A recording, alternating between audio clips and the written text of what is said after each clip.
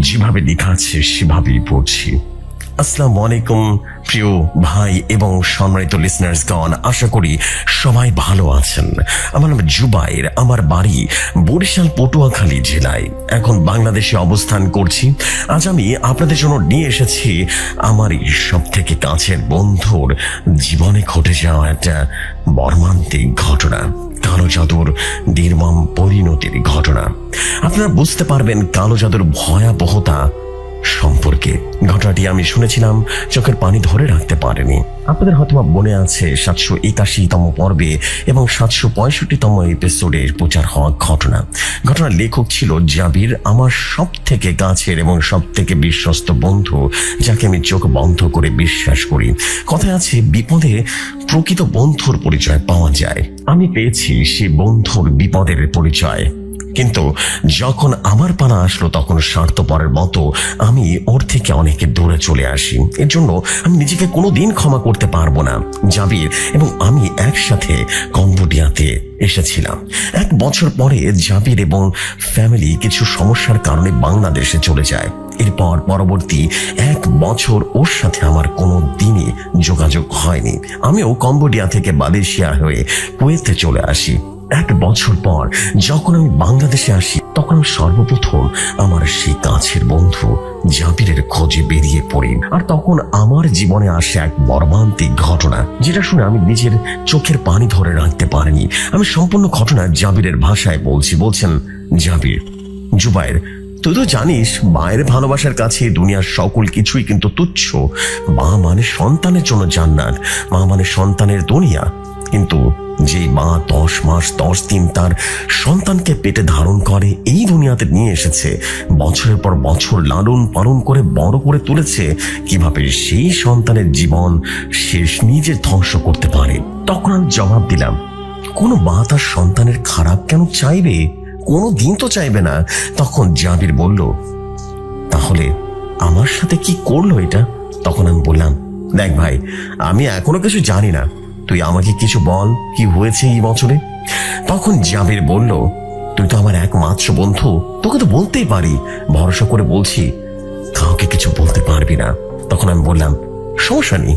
এরপর জাবির 1 বছর তার সাথে ঘটে যাওয়া ঘটনাগুলো বলতে শুরু করলো। বলছেন জাবির, এই ঘটনার সূত্রপাত হয় 2021 সালে, যখন আমরা 10ম শ্রেণীর ছাত্র ছিলাম। আমার স্ত্রী অস্ট্রেলিয়ার কথা তো তোর মনে আছে, তাই না? তখন আমি বললাম, হ্যাঁ, অস্ট্রেলিয়ার কথা তো মনে আছে। তখন জাবির বলল, ও কিন্তু আমার সাথে সাধারণভাবে সম্পর্কে জড়ায়নি, আমাকে বাধ্য করেছিলাম আমার সাথে সম্পর্ক করতে। তখন আমি বললাম, ঠিক বুঝলাম না, তুই কি বলছিস বলতো? তখন জাবির বলল, শোন তাহলে, আলিয়া যখন আমাদের স্কুলে প্রথম আসে, আর যখন আমি আলিয়াকে প্রথম দেখি তখন আমি ওকে অনেক পছন্দ করে ফেলেছিলাম। এরপর ওর সাথে বন্ধুত্ব করলাম।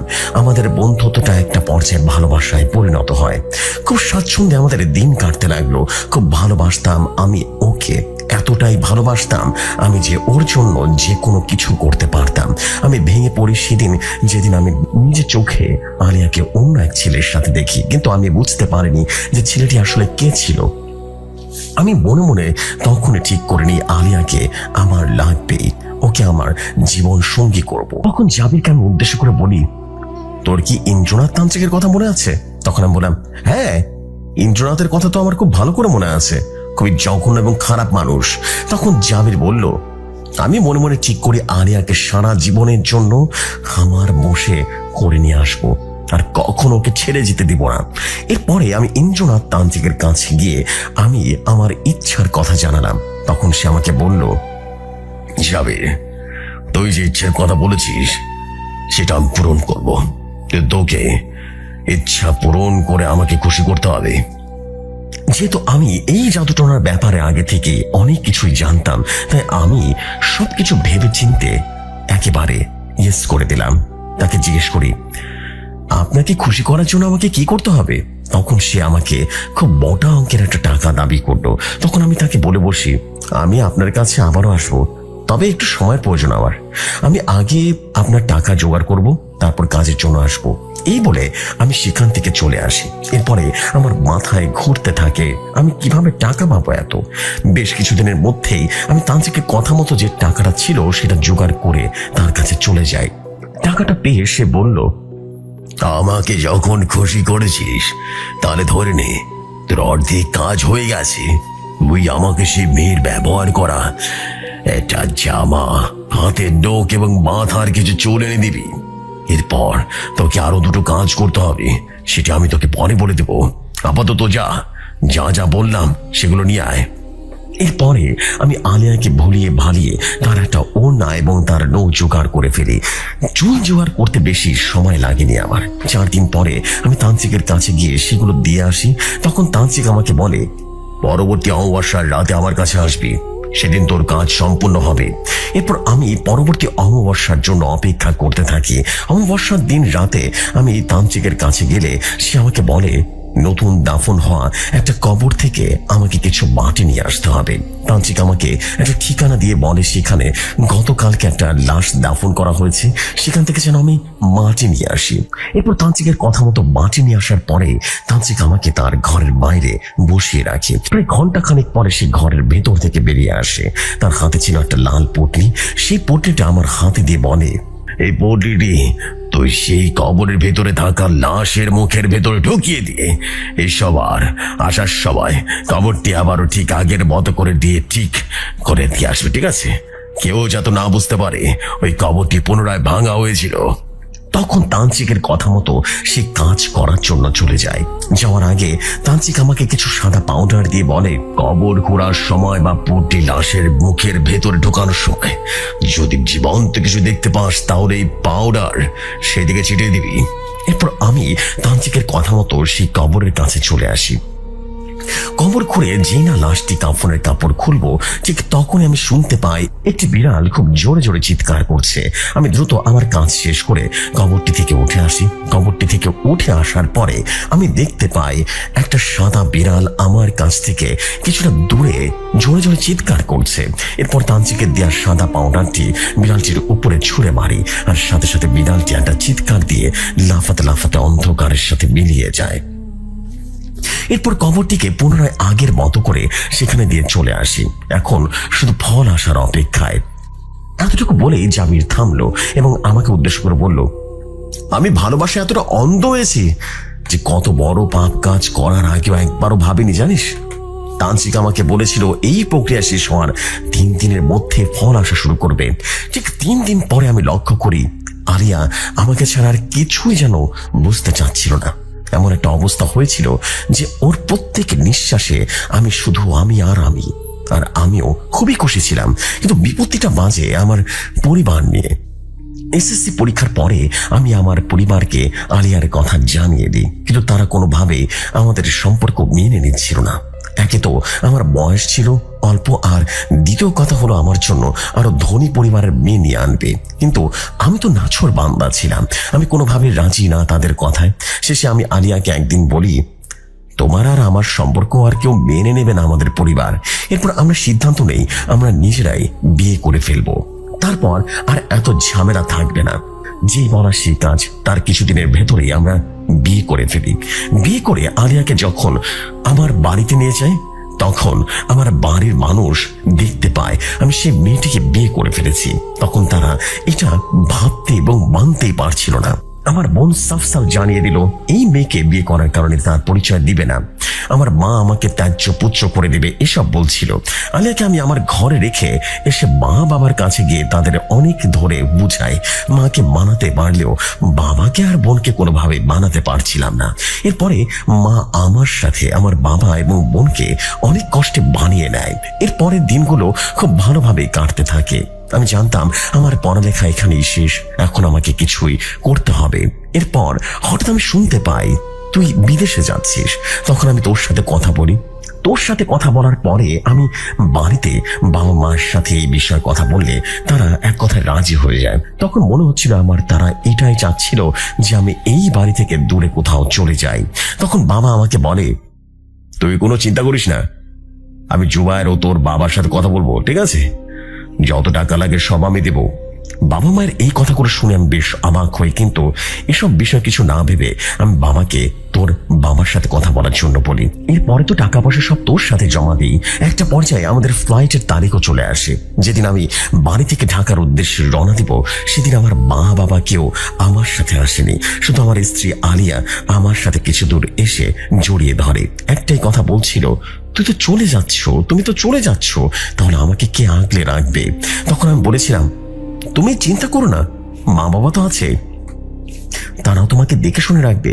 যখন যা লাগবে আমাকে জানাবে, আমি টাকা পাঠিয়ে দিব। এরপর দেশ ছেড়ে চলে আসি তোর সাথে স্বপ্নের বিদেশে। প্রতিদিন আমার আলিয়ার সাথে ফোনে কথা হতো। প্রায় আমাকে একটা কথা বলতো। রাতে যখন একা ঘুমাতো তখন ওর ঘরে দ্বিতীয় কোনো ব্যক্তির আনাগোনা হতো, যাকে ও দেখতে পেত না, শুধু অনুভব করত, তার নিঃশ্বাস নেওয়ার শব্দ পেত। ও মনে হচ্ছিল কেউ একজন সবসময় ওকে দেখছে, ওর উপর নজর রাখছে। আমি প্রায় এসব শুনতে শুনতে অসুস্থ হয়ে যাই। ডাক্তারের কাছে গেলে কোনো রোগ ধরা পড়তো না। শেষমেশ আমি চিন্তা করি, 1 বছরে আমি যত টাকা ইনকাম করেছি তা দিয়ে আমি বাংলাদেশে কোনো একটা ব্যবসা করে নিব। এই ভেবে 1 বছর পর আমি বাংলাদেশে চলে যাই। বাংলাদেশে গিয়ে যা দেখি তা দেখে রীতিমতো নিজেকে বিশ্বাস করাতে পারছিলাম না।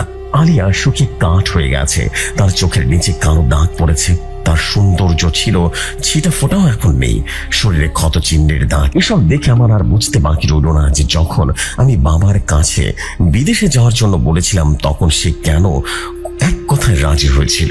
তখন আমি আমার বাড়ির লোকদের একটা কথা সাফ সাফ জানিয়ে দিই যে আমি আর বাড়ি থেকে কোথাও যাব না। এতদিন তারা আমার স্ত্রীর সাথে যা যা করেছে, এখন যদি এইসব আবার করার চেষ্টা করে তাহলে আমি আলিয়াকে নিয়ে আলাদা হয়ে যাব। এই কথা শুনে আমার বাবা আমার কাছে এসে অনেক অনুরোধ করে এবং ক্ষমাও চায়। নিজেরাও তো বাবা মা, তাই ক্ষমা না করে পারেনি। আলিয়ার কাছেও তারা ক্ষমা চায়। তখন আলিয়া বলে, আমি কোনোদিন আমার মায়ের ভালোবাসা পাইনি, আমার মা নেই। বাবা দ্বিতীয় বিয়ে করার পরে বাবার ভালোবাসা থেকে আমি বঞ্চিত হই। আমি চাই সবাই মিলে একসাথে বাঁচতে। সুন্দর কোনো পরিবার হোক আমাদের, সেখানে থাকবে আমার বাবা মা, আমার স্বামী, সবাই। আমার আপনাদের প্রতি কোনো রাগ অভিমান কিচ্ছু নেই। আপনারা নিজেদের ভুল বুঝতে পেরেছেন, এটাই তো অনেক। সেদিন আমিও ভেবেছিলাম সবকিছুই ঠিক হয়ে যাবে, এখন আর কোনো বাধা বিপত্তি থাকবে না, আমাদের জীবন সুন্দর হবে। এই খুশির চরম বাদশায় রূপ নিল তখন শুনতে পাই আমি বাবা হতে চলেছি। আনন্দের বন্যা বয়ে যায় আমার ভেতরে। আমি আনন্দে আত্মহারা হয়ে আলিয়াকে জড়িয়ে ধরি। আমাদের জীবনটাকে সুন্দর করতে নতুন মেহমান আসছে, এখন থেকে সাবধানে থাকবে তুমি, যাতে নতুন মেহমানের কোনো কষ্ট না হয়। আমি এখন বাজারে যাচ্ছি, মিষ্টি নিয়ে আজকে পুরো বাড়ির মানুষকে খাওয়াবো। এরপরে আমি বাজার থেকে মিষ্টি নিয়ে এসে সর্বপ্রথম আমি আমার বাবা মায়ের কাছে গিয়ে তাদেরকে সেই খবরটা দিই, কিন্তু তখন আমার মনে হলো তারা একটুকু খুশি হয়নি। তখন আমার মা বলল, তুই তো দেশে ছিলি না, বাচ্চা যে তোর, তার গ্যারান্টি কি? এই কথা শুনে আমি যেন আকাশ থেকে পড়ি। তখন আমি মাকে উদ্দেশ্য করে বলি, আরেকবার যদি এরকম কথা উচ্চারণ করো না তাহলে দেখবা আমি জাবির কতটা নিচে নামতে পারি। মা, সাবধান করে দিচ্ছি তোমাদের। এই কথা বলে আমি তাদের কাছ থেকে চলে আসি। বাবা মা হওয়ার আনন্দ পা যেন মাটিতেই পড়ছিল না। আমি আমাদের গ্রামের বাজারে একটা বড় সড়ো মুদির দোকান দিই। দোকানে বেচা কেনা, ব্যস্ততা, বাবা হওয়ার আনন্দ, অনেকটাই স্বাচ্ছন্দ্যে আমার দিন কাটছিল। একদিন আলিয়া আমাকে বলে, জানো জাবির, বেশ কিছুদিন ধরে আমি খুব অসুস্থ অনুভব করছি।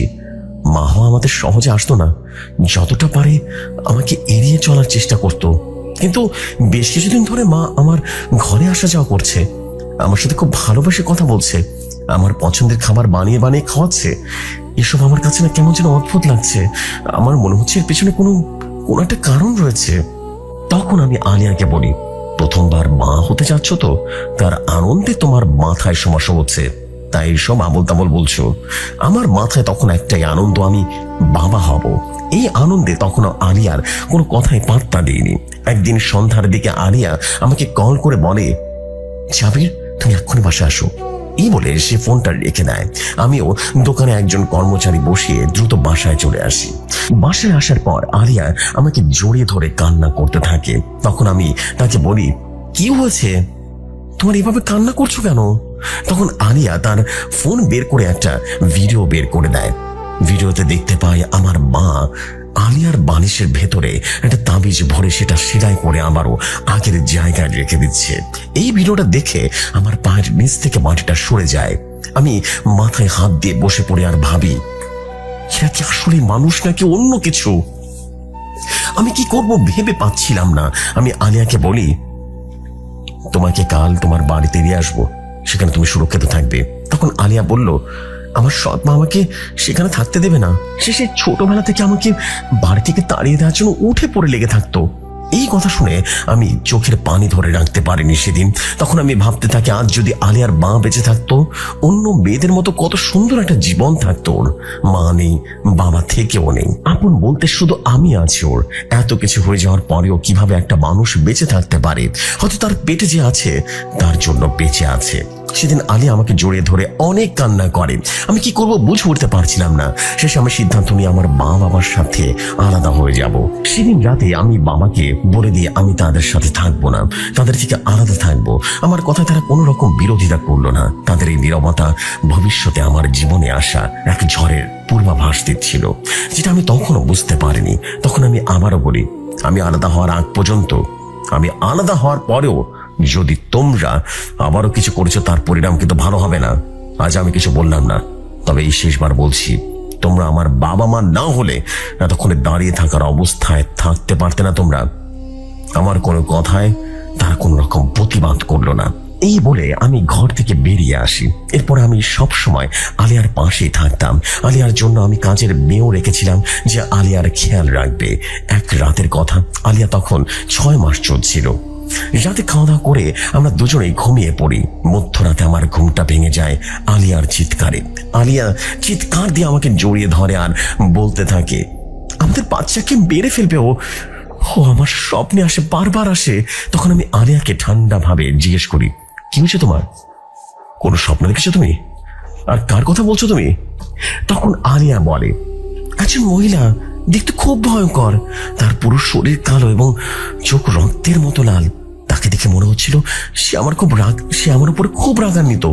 আমার স্বপ্নে এসে সে বলে, পারবি না তুই মা হতে, আমি তোকে মা হতে দেব না, তোকে আর তোর সন্তানকে দুটোকে শেষ করব। এই বলে খুব খারাপ ভাবে হাসতে থাকে ওই মহিলা। আজকে সে স্বপ্নে এসে আমার পেটে হাত বোলাতে থাকে আর বলতে থাকে, আমার পাওনা আমি নিয়ে গেলাম।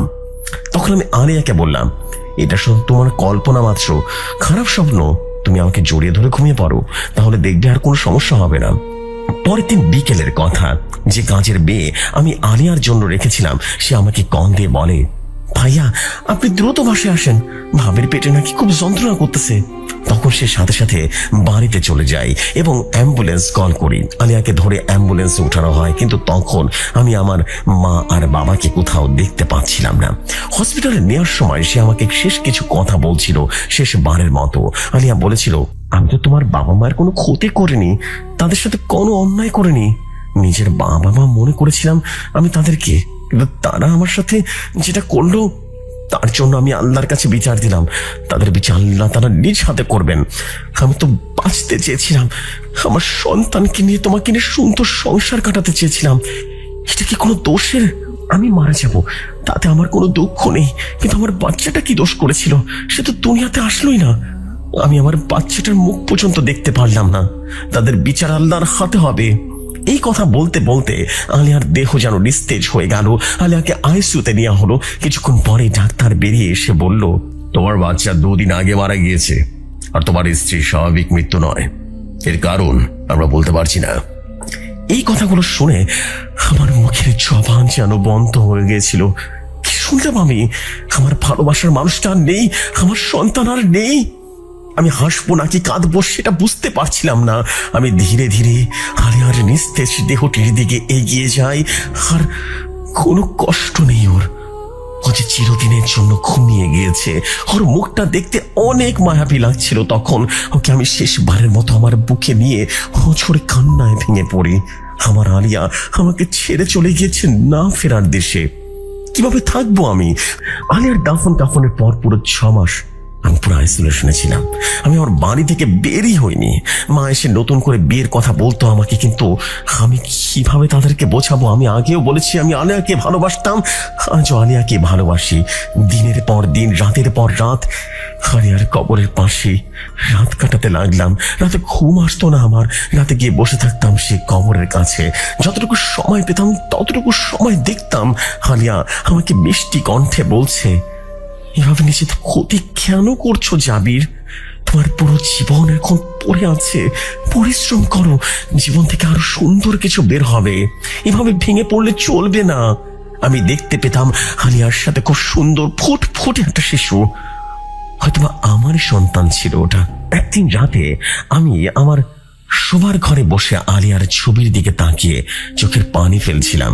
তখন আমি আমার মা বাবার ঘর থেকে কিছু কথার আওয়াজ শুনতে পাই।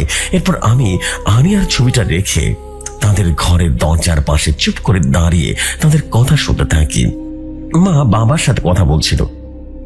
ভেবেছিলাম সৈয়দ কবিরাজের কথা মতো চললে আমাদের পথের কাঁটাটা দূর হয়ে যাবে, আর আমরা আমাদের ছেলেকে নতুন কোনো ভালো জায়গায় বিয়ে দিতে পারবো। আর হলো কই, শুধু এখনো বইয়ের মৃত্যুর শোক কাটিয়ে উঠতে পারেনি। তখন আমার বাবা বলল, আরে আরে একটু অপেক্ষা করো, বয়স তোর বেশি নয়, এসব বলতে একটু সময় রাখবি, ধীরে ধীরে সব ঠিক হয়ে যাবে। এই কথাগুলো শুনে আমার মাথার ভেতরে রক্তক্ষরণ হওয়া শুরু করলো। আমি কি করব আর কি করব না সেটা ভেবে পাচ্ছিলাম না। তখন আমার মনে পড়ে যায় অ্যাম্বুলেন্সে বসে আলিয়া তার মৃত্যুর জন্য আমার বাবা মাকে দায়ী করেছিল। এরপর আমি বাড়ি থেকে বের হয়ে সৈয়দ কবিরাজের বাড়ির উদ্দেশ্যে রওনা দিয়ে দিই। আমার জানা মতে এই সৈয়দ কবিরাজ অল্প সামান্য কবিরাজি জানতো, কিন্তু এভাবে মরণ খাতে কালো জাদু করতে পারে এইটা বিশ্বাস ছিল না।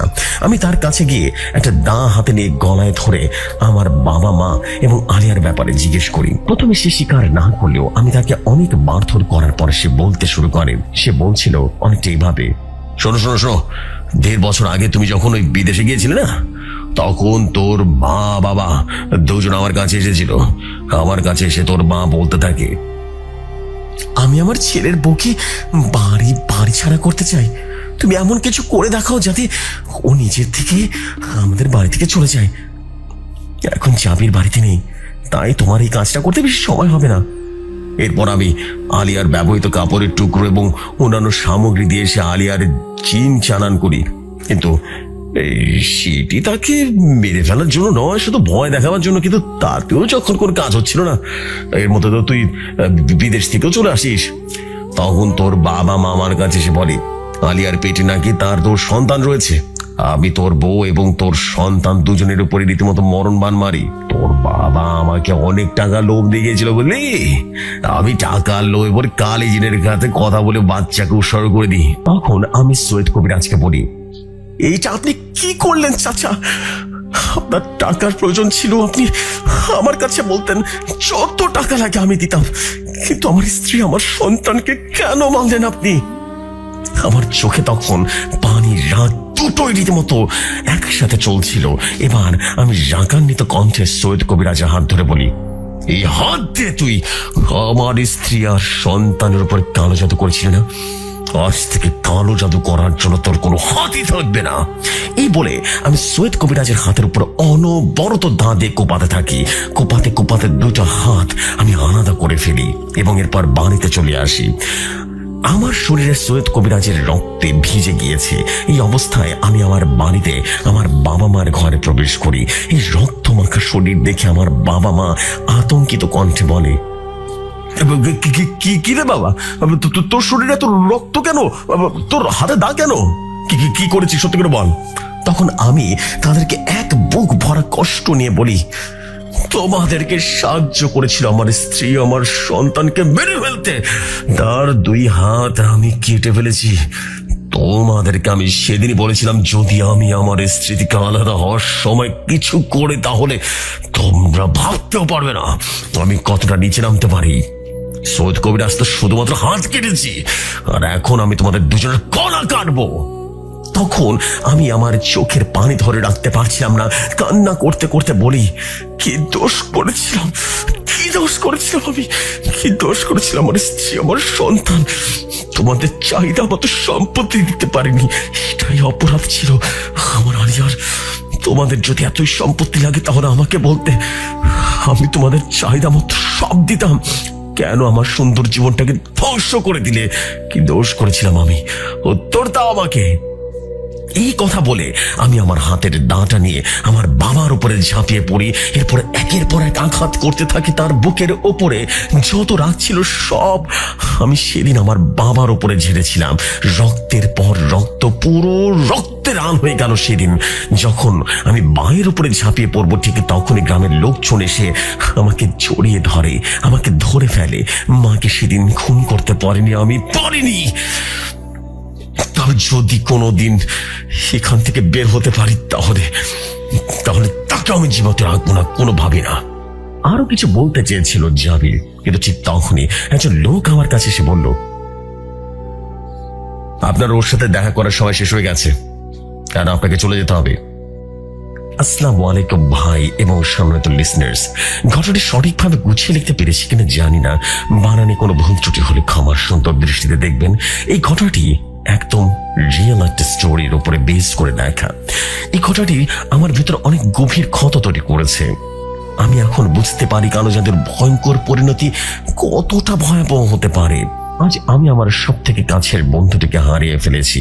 ঘটনাটি শোনার পর আমি আর আমার চোখের পানি ধরে রাখতে পারিনি। ঘটনাটির শেষ অংশ ছোট করে এখানে বলে দিচ্ছি। সেদিন জাবির ওর বাবাকে হত্যা করার পরে পুলিশ ওকে গ্রেফতার করে। এর কিছুদিন পরে অনেক বেশি অসুস্থ হয়ে যায়, যার ফলে ডাক্তাররা ওকে মানসিক রোগী বলে আখ্যায়িত করে। এরপরে ওকে একটা মানসিক হসপিটালে ভর্তি করা হয়, এখনো সেখানেই আছে। যেহেতু এই ঘটনাটি ও কাউকে বলতে নিষেধ করেছে, তাই আমি এই ঘটনার মধ্যে থাকা অনেক জিনিস রীতিমতো হাইড করেছি। কিন্তু আমি জানি আমার বন্ধু কোনো মানসিক রোগী নয়, তবে কালো জাদুর ফলে নিজের জীবনের সবকিছু হারিয়েছে। আজ সে নিঃস্ব। আমি জানি না সামনে ওর জন্য কতটা ভয়াবহ কিছু অপেক্ষা করছে, তবে যেখানেই থাকুক ও ভালো থাকুক। আপনারা ওর জন্য দোয়া করবেন। লিসনার্সদের কাছে একটাই অনুরোধ, যদি কেউ এই কালো জাদুর আশ্রয় নিয়ে থাকেন তাহলে অনুরোধ করছি এমনটা কখনো চিন্তাও করবেন না। কালো জাদু ক্ষণিকের জন্য শান্তি দিলেও শান্তির বদলে জীবন থেকে মূল্যবান কিছু কেড়ে নেয়। অনেক কথা বলে ফেলেছি, আজকের মতো বিদায় জানাচ্ছি। কথা হবে পরবর্তী বৈদ্যনাথ কবিরাজের গল্পে। আসসালামু আলাইকুম সবাইকে, আমি জুবাইর বলছিলাম। ওয়ালাইকুম আসসালাম। ওয়ালাইকুম আসসালাম। জুবাইর ভাই, আপনার তো স্টোরি মাশাআল্লাহ। ওফ, আসলে কি বলবো, I don't have any idea. আমি আসলে বলার ভাষা খুঁজে পাচ্ছি না। এতটা নিখুঁত, এতটা অসাধারণভাবে কিভাবে একটা ঘটনা লেখা সম্ভব আমার জানা নেই। This is the bestest story ever I read. আমি বলতে পারি ব্ল্যাক ম্যাজিকের অনেক স্টোরি পড়েছি, বাট এই স্টোরিটা জাস্ট কলিজায় যায় লাগছে, একেবারে কলিজায় যায় লাগছে। ওয়াও, ভয়ঙ্কর ছিল এবং সত্যি নির্মম ছিল। নির্মম পরিণতি হতেই হবে। একদম ঠিক আছে, আমি বলবো একদম ঠিক আছে। গল্পে যেরকম দেখিয়েছে সেটাই একদম পারফেক্ট হয়েছে, এইটাই পারফেক্ট রেজাল্ট। তুমি যেমনটা করবো সেরকম পাইতে হবে তোমার। This is beautiful man. এত সুন্দরভাবে কিভাবে লেখেন ভাই, সত্যি আমি বলবো যে জাবির ভাইয়ের স্টোরি লেখার আলাদা একটা পাওয়ারফুল একটা শক্তি আছে তার, যে এত সুন্দরভাবে ঘটনা গুছিয়ে কিভাবে লিখেছেন, মাশাআল্লাহ। এবং সত্যি মনের মতো সুন্দর একটা ঘটনা আপনি লিখে পাঠানোর জন্য আপনাকে অনেক ধন্যবাদ। আপনার লেখা আসলে অনেক সুন্দর, আপনার প্রশংসা করি এবং আমি চাই যে দারুণ কিছু হয়ে যাক সামনে। Thank you very much. আপনার পরবর্তী স্টোরির অপেক্ষায় থাকলাম। ইনশাআল্লাহ বৈদ্যনাথ কবিরাজ বা তান্ত্রিকের ঘটনায় আপনাকে আবারও পাবো। চলে যাই আমরা পরবর্তী স্টোরিতে। আশা করি পরবর্তী স্টোরি আপনাদের সবার কাছে অনেক ভালো লাগবে। চলে যাই পরবর্তী স্টোরিতে, মূল ঘটনায় চলে যাই। হৃদয়ের গ্রামের নাম চরকান্দি। বাইরে থেকে দেখলে আর 10টা গ্রামের মতোই মনে হয়, কিন্তু এই গ্রামে পা রাখলে একটা অদৃশ্য চাপ বুকের উপরে চেপে বসে, যেন বাতাসের ভেতরে কিছুটা লুকিয়ে আছে যা শ্বাস নিতে দেয় না পুরোটা। এই গ্রামের সন্ধান আমার সময় মানুষজন ঘরে ঢুকে পড়ে একটু আগে। কেউ ডাকাডাকি করে না, পুকুর পাড়ে গল্প জমে না, এমনকি কুকুরগুলো অকারণে ডেকে ওঠে না। কারণ গ্রামের শেষ মাথায় দাঁড়িয়ে থাকা সেই বট গাছটা সবাইকে চুপ থাকতে শিখিয়ে দিয়েছে। বট গাছটা এতটাই পুরনো যে তার গায়ের ছাল ফেটে ফেটে এমন হয়ে গেছে যে হাজারটা মুখ একসাথে চিৎকার করতে গিয়েও পারেনি। আর ঝুড়িগুলো মাটিতে ছয় না, মাঝ পথে ঝুলে থাকে, যেন নিচে নামতেও ভয় পায়। ছোটবেলা থেকে হৃদয় শুনে এসেছে ওই গাছের নিচে দাঁড়ানো যাবে না, সন্ধ্যার পর ওদিকে যাওয়া যাবে না। কিন্তু কেন যাবে না, এই প্রশ্নের উত্তর কেউ দেয়নি কোনোদিন। সবাই শুধু চোখ নামিয়ে বলেছে ওটা ভালো নয়। হৃদয় বড় হয়েছে, কলেজে পড়ে, শহর দেখে এসেছে। গ্রামের এই ভয়গুলোকে সে অনেক দিন ধরে কুসংস্কার বলে উড়িয়ে দিয়েছে। কিন্তু সেদিন রাতে তার বিশ্বাসের প্রথম চির ধরে যায়। আত্মীয়ার বাড়িতে একটা বেশি সময় হয়ে যাওয়ার কারণে ফেরার পথে রাতটা অস্বাভাবিক ঘন হয়ে আসে। আকাশে কোনো চাঁদ নেই, তারাগুলো থাকলেও আলো দিতে ভুলে গেছে। আর কাঁচা রাস্তার উপরে হৃদয়ের পায়ের শব্দ অদ্ভুতভাবে একা একা শোনা যাচ্ছিল। বট গাছের কাছাকাছি আসতে ঝিঝি পোকার শব্দ হঠাৎ করে থেমে গেল, এমন ভাবে যেন কেউ অদৃশ্য হাতে সেগুলো চেপে ধরেছে। আর সেই নিস্তব্ধতার ভেতরে হৃদয় প্রথম টের পায় সে একা নয়। হাঁটতে হাঁটতে হঠাৎ তার নিজের পায়ের শব্দ হারিয়ে যায়, কিন্তু ঠিক তার পেছন থেকে আরেক জোড়া পায়ের শব্দ ভেসে আসে, ধীরে মেপে মেপে, ঠিক যেন কেউ তার ছায়া হয়ে হাঁটছে। ভয়ে হৃদয়ের গলা শুকিয়ে গেল। সে সাহস করে পেছনে তাকায়, কিন্তু সেখানে কিছুই নেই, শুধু কালো অন্ধকার আর বট গাছের বিশাল ছায়া, যা আলো আসার আগে উল্টো দিকে নড়ে চলেছে। ঠিক তখনই বাতাস বইতে শুরু করে, কিন্তু আশ্চর্যের ব্যাপার হলো পাতাগুলো নড়ছে না, ঝুড়িগুলো দুলছে না, শুধু হৃদয়ের জামা কাপড় কেঁপে কেঁপে উঠছে।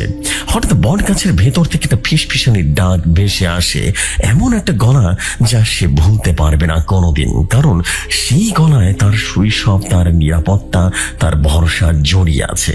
হৃদয়, এই ডাকটা তার বাবার গলা। তার বুকের ভেতরটা মুহূর্তের ভেতরে ভেঙে পড়ে, কারণ সে জানে তার বাবা এই সময় বাড়িতে থাকার কথা।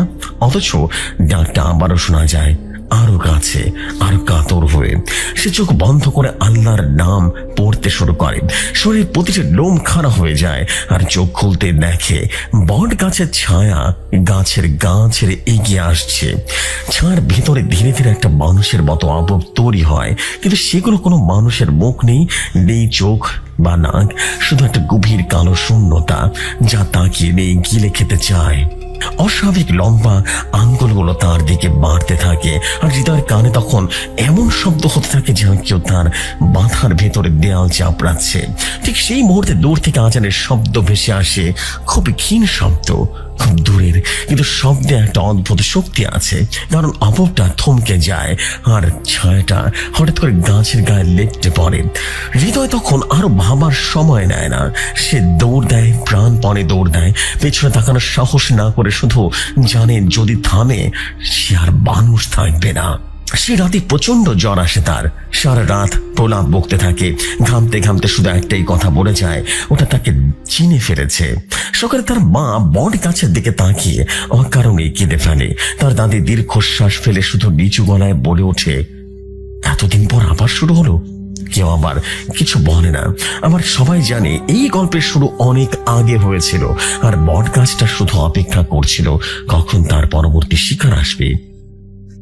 হৃদয় জ্বর থেকে উঠলেও শরীর থেকে সেই রাতটা আর নামে না, কারণ চোখ বন্ধ করলে সে দেখতে পায় বট গাছের ছায়া কিভাবে আলোকে অস্বীকার করে সামনের দিকে এগিয়ে নিয়ে এসেছিল, আর সেই মুখহীন অবটা কিভাবে তাকে নাম ধরে ডেকেছিল এমন এক স্বরে যেটা ভালোবাসা আর সর্বনাশা দুটোকে একসাথে মনে করিয়ে দেয়। গ্রামের মানুষ বলে কিছু জ্বর শরীরে নয়, কিছু জ্বর বংশের, আর হৃদয়ের জ্বরটা সে শরীরে নয়, তার মা প্রথম দিনই বোঝা যায়। কিন্তু কিছুই বলে না, কারণ কিছু বললে শুধু সমস্যাটা বেড়ে যেতে পারে। দাদু চুপ করে থাকতে পারলেন না, কারণ তার চোখে এখন সেই সময়টা ভাসে যেই সময় থেকে এই পরিবারে অস্বাভাবিকতা ছিল না। সেই সময় থেকে হাসিগুলো অকারণে থেমে যেত, আর কান্নার কারণে কেউ খুঁজে পেত না। রাতে হঠাৎ করে সবাই ঘুমিয়ে পড়লেও দাদি ঘুমায় না। সে বসে থাকে কুপির আলো জ্বলিয়ে, আর আলোটা যতই কাঁপে তার স্মৃতিগুলো ততই স্পষ্ট হয়ে ওঠে। সে জানে বট গাছটা শুরু নয়, এটা তো শুধুমাত্র সাক্ষী। অনেক বছর আগে যখন হৃদয়ের দাদা তরুণ ছিল, তখন এই গ্রামের জমি মানেই ক্ষমতা, আর ক্ষমতা মানেই রক্ত। কারণ যে জমি ধরে রাখবে সে বাঁচবে, আর যে পারবে না সে হারিয়ে যাবে ইতিহাসের ভেতরে।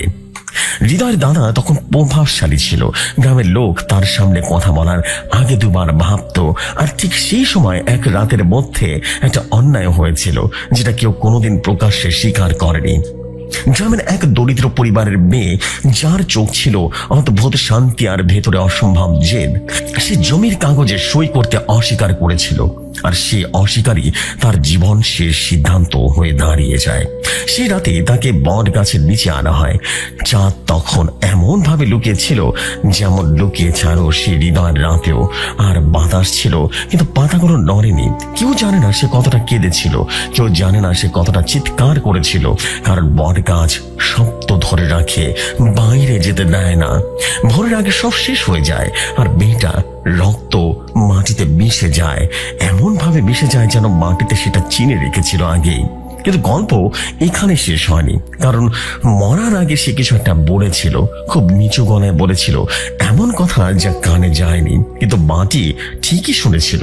সেই রাতের পর থেকে এই পরিবারের ঘরে ঘরে অদ্ভুত সব ঘটনা ঘটতে শুরু করে। কেউ সন্তান হারায়, কেউ মানসিক ভারসাম্য হারায়, কেউ অকারণে গভীর রাতে ঘুম থেকে উঠে বট গাছের দিকে হাঁটতে শুরু করে। হৃদয়ের বাবার বড় ভাই এক রাতে ঘর থেকে বেরিয়ে আর ফিরেনি। শুধু সকালে বট গাছের ঝুড়িগুলোর মাঝে তার গামছাটা ঝুলে থাকতে দেখেছিল, রক্তহীন কিন্তু ভেজা। কেউ প্রশ্ন করেনি, কিন্তু কেন? কারণ এই পরিবার প্রশ্ন করতেই শেখেনি, তারা শুধু সহ্য করতে শিখে গেছে। দাদি জানে এই সহ্য করাটাই ছিল সবচাইতে বড় ভুল। কারণ অন্যায় যখন সহ্য করা হয় তখন সেটা শিকড় গাড়ে, আর বট গাছ শিকড় ভালোবাসে। হৃদয় এসব কথা জানে না পুরোটা, কিন্তু সে বুঝতে পারে তার পরিবারের প্রতিটা মানুষের চোখে একটা চাপা ভয় আছে, এমন ভয় যা তার দিকে তাকালে বেড়ে যায়। ঠিক যেন তারা জানে এটার পরের বোঝাটা তাকে বইতে হবে। সে রাতে হৃদয়ের স্বপ্ন দেখে সে আবার বট গাছের নিচে দাঁড়িয়ে আছে, আর তার গাছের ছাল থেকে ধীরে ধীরে রক্ত গড়িয়ে গড়িয়ে পড়ছে। কিন্তু রক্ত মাটিতে পড়ে না, বরং উপরের দিকে উঠে যায় আকাশের দিকে। ঘুম ভেঙে গেলে সে দেখে তার হাতের তালুতে শুকনো মাটির দাগ, আর নখের ফাঁকে লালচে আলো কিছু। সেটা চিনতে পারে, কারণ সেটা তার রক্ত নয়। ভোরের আলো ফোটার আগে দাদি তাকে কাছে ডেকে নেয়। কাঁপা কাঁপা কণ্ঠে শুধু এতটুকুই বলে, এই বংশের পাপ রক্তে লেখা, আর বট গাছ পড়তে জানে। হৃদয় তখন প্রথমবার ভাবে হয়তো সেই রাতটা কাকতালীয় ছিল না, হয়তো বট গাছ তাকে ডাকেনি, বরং ডেকে নেওয়া শুরু করেছে। আর দূরে গ্রামের শেষ মাথায় বট গাছের ঝুড়ি প্রথমবার মাটির কাছাকাছি নেমে আসে। বট গাছের ঝুড়ি যখন মাটির কাছাকাছি নেমে আসে তখন গ্রামের মানুষজন বুঝে যায় এটার কাকতালীয় কিছু নয়, কারণ এই গাছ কখনো নিচ থেকে কিছুই করে না। সে তখনই নড়ে চড়ে বসে যখন কারো পাপ আর কারো যন্ত্রণা সমান ভারী হয়ে ওঠে। হৃদয় জ্বর সেদিন আবারও বাড়ে, কিন্তু এবার সে পোলাপ বকে না, বরং অদ্ভুত শান্ত হয়ে যায়। এমন শান্তি যা ভয় ধরিয়ে দেয়, কারণ তার চোখ খোলা খোলা থাকলেও সে যেন এই ঘরে নেই, যেন কোথাও খুব গভীরে কিছু দেখছে। মা ছেলের কপালে হাত রেখে টের পেয়ে যায় জ্বরের তাপের নিচে আরেকটা তাপ আছে, যেটা শরীরের নয়। আর তখন সে প্রথমবার কবিরাজের কথা মুখে আনে, খুব আস্তে করে, যেন বাতাসগুলো শুনে ফেললে সর্বনাশ হয়ে যাবে। গ্রামের সবাই এক নামেই তাকে চেনে, তার আসল নাম কেউ জানে না। সে জানে আসে ডাক পড়লে, আর ডাক পড়ে তখনই যখন কেউ কিছু করতে পারে না। কবিরাজ আসার দিন আকাশটা অদ্ভুত ভাবে নিচু ছিল, মেঘগুলো যেন গ্রামের উপরে ঝুঁকে পড়েছে। আর সে যখন বট গাছের সামনে দাঁড়ায় তখন প্রথমবারের মতো তার মুখ রং বদলে যায়। সে গাছের দিকে তাকিয়ে কিছুক্ষণ চুপ করে থাকে, তারপর ধীরে ধীরে মাটিতে বসে পড়ে, কারণ সে বুঝে যায় এই গ্রামের নিচে দাঁড়িয়ে থাকার সাহস তার নেই। কবিরাজ খুব নিচু গলায় বলে, এটা কোনো আত্মা নয়, এটা কোনো ভূত নয়, এটা অভিশাপ, যেটা অন্যায়ের মাধ্যমে করেছে সে এখনো বেঁচে আছে। সে বলে যে মেয়েটার রক্ত এখানে পড়েছিল সে মরেনি, পুরোটা মরেনি, কারণ কিছু মৃত্যু মাটিতে ঢোকে না, তারা শিকড় ছড়িয়ে রাখে। হৃদয় তখন প্রথমবার শুনে সেই কথাটা, যেটা শুনলে যে কেউ নিজের নাম ভুলে যেতে পারে। এই অভিশাপ ভাঙা যায় না, শুধু এক জায়গা থেকে আরেক জায়গায় সরানো যায়। কবিরাজের কথায় বাড়ির বাতাস ভারী হয়ে গেল, কারণ সবাই বুঝে যায় সরানো মানে কাউকে না কাউকে নিতেই হবে, আর নেওয়ার বানে আর না ফেরা। সে পুঁথি খুলে বসে, পুঁথির পাতাগুলো কালছে, আর প্রতিটা পাতায় লেখা এমন সব চিহ্ন যেগুলোর চোখ দেখলে মাথা ঘোরে, কারণ ওই ভাষাটা মানুষের নয়, ওই ভাষা শিকড়ের। কবিরাজ বলেন, আচার করতে হবে অমাবস্যার রাতে, ঠিক যখন দিন আর রাত একে অপরকে ছেড়ে যায়। আর আচারটা করতে হবে ঠিক বট গাছের নিচে, কারণ মিথ্যা যেখানে জন্মেছে সেখানেই কিন্তু রক্ত চায়। দাদি তখন ভেঙে পড়ে, কারণ সে জানে এই আচার বানে পুরনো সব দরজা আবারও খুলে যাবে, আর একবার খুলে গেলে যা বের হবে তা আর ফেরানো সম্ভব নয়। অমাবস্যার রাত নামে রীতিমতো ধীরে ধীরে, এমন অন্ধকার নিয়ে যা চোখে নয় মনে জমে এক ভয়। আর কবিরাজ বট গাছের চারপাশের সুতো বাঁধতে থাকে। প্রতিটা গিট বাঁধার সময় সে থেমে থেমে মঞ্চ পড়ে, যেন গাছের শিকড় শুনে ফেলেছে। হৃদয়কে গাছের ঠিক সামনে বসানো হয়, কারণ কবিরাজ বলে যাকে ডাকা হয়েছে তাকে সামনে থাকতে হবে, পালিয়ে বাঁচা এখানে কোনো অপশন নয়। আচার শুরু করতে বাতাস থেমে যায়, ঝুড়িগুলো একে একে নড়তে শুরু করে, আর মাটির নিচ থেকে এমন শব্দ আসে যেন কেউ বহুদিন পর নড়াচড়া করছে। কবিরাজ কণ্ঠ রীতিমতো কেঁপে ওঠে, কারণ সে বুঝতে পারে এটা তার হিসাবের চেয়েও পুরনো, তার জ্ঞানের চেয়েও গভীর। হঠাৎ বট গাছের ছাদ ফেটে যায়, আর ভেতর থেকে কালো তরল গড়িয়ে গড়িয়ে পড়ে, রক্তের মতো কিন্তু গন্ধে পচা মাটির। হৃদয় তখন আবারও সেই কণ্ঠ শোনে, কিন্তু এবার তার বাবার নয়, এবার দাদারটাও নয়। সে এমন এক নারীর কণ্ঠ শুনে যার কান্নায় অভিশাপ জন্ম নিয়েছিল। কবিরাজ চিৎকার করে বলে, চুপ করো। কিন্তু শব্দ থামে না, বরং গাছের চারপাশে ছায়া রীতিমতো জমে ওঠে, একটার ভেতরে আরেকটা, ঠিক যেন একটা পরিবার। আচারের মাঝখানে কবিরাজ থেমে যায়, গ্রাম ঝরতে থাকে তার কপাল থেকে, আর সে শুধু একটাই কথা বলে, এটাকে আটকানো যাবে না, আর এটা শুধু দাম ঠিক করা যায়। হৃদয় তখন বুঝে যায় গল্পের শেষটা যেমন ভেবেছিল তেমনটা হবে না, কারণ কিছু গল্প শেষ হয় না। কবিরাজের মুখ থেকে যখন সেই কথাটা বেরিয়ে আসে, ঠিক তখনই বট গাছের নিচে দাঁড়িয়ে থাকা মানুষগুলো প্রথমবারের মতো বুঝতে পারে এবার ভয়াবহ অবস্থা শুরু হতে যাচ্ছে। রাত আরো গভীর হয়ে নামে, অমাবস্যার অন্ধকার যেন শুধু আলো কেড়ে নিতে চায় না, মানুষের ভেতরের সাহসটুকু ধীরে ধীরে খেয়ে ফেলে। আর বট গাছের ঝুড়িগুলো তখন আর ঝুড়ি থাকে না, সেগুলো অন্য কিছু হয়ে যায়। কবিরাজ বলে, এই অভিশাপ একজনের নয়, পুরো বংশের, আর বংশের পাপ কখনো একজনের মৃত্যুতে শেষ হয় না, যদি না সেই মৃত্যু স্বেচ্ছায় দেওয়া হয়, যদি না কেউ নিজের পরিচয়, নিজের ভবিষ্যৎ, নিজের সব সম্ভাবনা বিসর্জন করে না দেয়। এই কথা শোনার পর বাড়ির ভেতরে এক দীর্ঘ নীরবতা নেমে আসে, এমন নীরবতা যেখানে কেউ কারোর চোখের দিকে তাকাতে পারছিল না, কারণ তাকালে বোঝা যাবে প্রত্যেকের মনে মনে হিসাব করছে এই দামে কতটা দিতে রাজি আছে। রিতার বাবা প্রথমবারের মতো মুখ খুলে বলে, এই পাপ তার বাবার, তার দাঁড়ার সময়ের, তা এই বোঝা সে বইবে। কিন্তু কবিরাজ মাথা নেড়ে জানিয়ে দেয় যে অন্যায় জন্ম দিয়েছে সে প্রায়শ্চিত্ত হয় দুর্বলতার মাধ্যমে, আর তাই এই বংশের সবচেয়ে নিষ্পাপটাকে আগে ডাকা হয়। এই কথার পর সবার অনিচ্ছাকৃত সত্ত্বেও হৃদয়ের দিকে সবার চোখ পড়ে, আর সেই দৃষ্টির ভেতরে কোনো দয়া নেই, আছে শুধু স্বস্তি আর অপরাধ বোধের মিশ্রণ। কারণ মানুষ যত ভালো হোক, নিজের সন্তানের চেয়ে বংশের বাঁচাতে পারলে নিজেকে ক্ষমা করে নিতে পারে।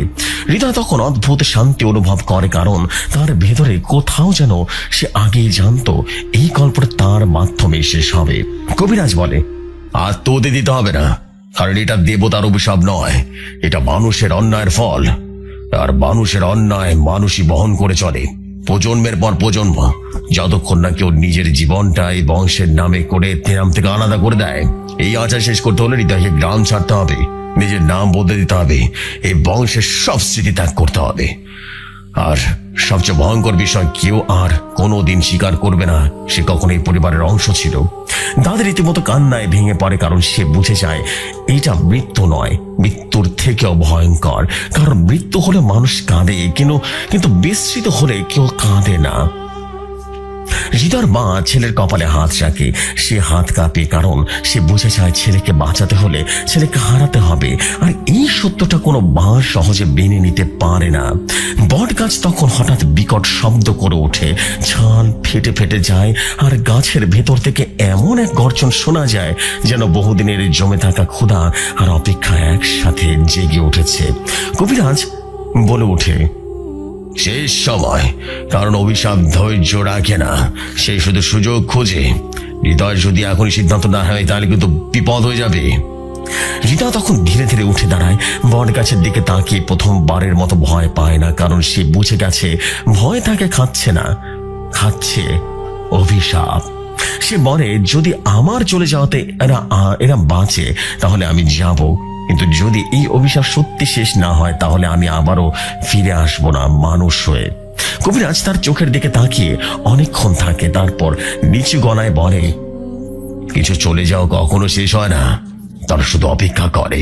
আচারের শেষ ধাপে বট গাছের গোড়ায় হৃদয়ের রক্তের ফোটায় ফোটায় পড়ে, আর মাটির ভেতর থেকে শিকড় নড়ে ওঠে এমন ভাবে যেন তারা কাউকে চিনে নিচ্ছে। হঠাৎ ঝুড়িগুলো উপরে উঠে যায়, বাতাসে ফিরে আসে, পাখিরা কোথাও ডাক দেওয়া শুরু করে, আর গ্রামের উপর থেকে সে চাপা বহরটা সরে যায়। কবিরাজ ক্লান্ত গলায় বলে, আজকের মতো থেমেছে, শেষ হয়েছে কিনা কেউ বলতে পারে না। হৃদয় সেই রাতে গ্রাম ছেড়ে দেয়, কোনো বিদায় ছাড়াই, কোনো প্রতিশ্রুতি ছাড়াই। শুধু জানে সে চলে গেছে ঠিকই, কিন্তু তার ছায়া যায়নি। আর গ্রামের শেষ মাথায় দাঁড়িয়ে থাকা বট গাছটা আবারও নিস্তব্ধ হয়ে দাঁড়িয়ে থাকে, ঠিক যেমন দাঁড়িয়ে সবকিছু আগের মতোই দেখছিল। শুধু এবার শিকড়ের ভিতরে নতুন একটা নাম গেঁথে যায়।